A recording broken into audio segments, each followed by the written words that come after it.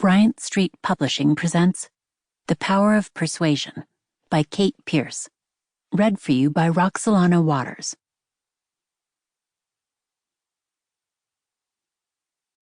Chapter 1. Arctic Region, 229990.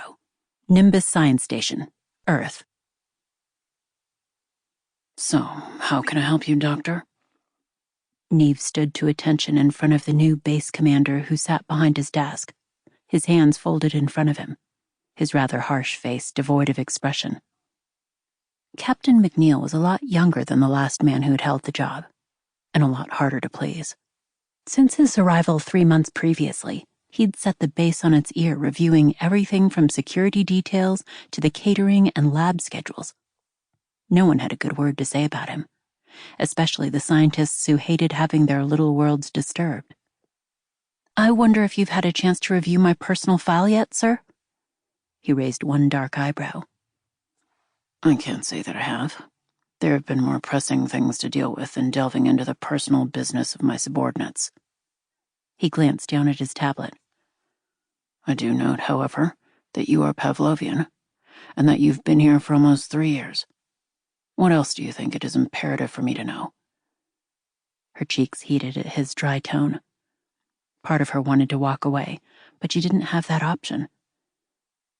Pavlovian culture is based around the power of the number 3. He nodded. So I understand. When I arrived here, my posting was for 3 Earth years, which will end shortly. I was originally sent here with my second male, but... Hold up. Explain second male. As I said, our culture is based on the power of 3. He was my mate. Why not first mate? Because that was the designation he received when he visited the Oracle. He looked at her as if he expected more information, but she remained resolutely silent. She would not discuss her loss with a man who probably had the sensitivity of the freezing Arctic winds that circled the base like hungry predators. So what does the lack of a second male have to do with your scientific research here? She stared resolutely at a dark spot on the wall past his right shoulder. My mate was killed by suspected enemies of our planet shortly after we arrived here. It was a political murder? His voice sharpened. It's all on file, sir.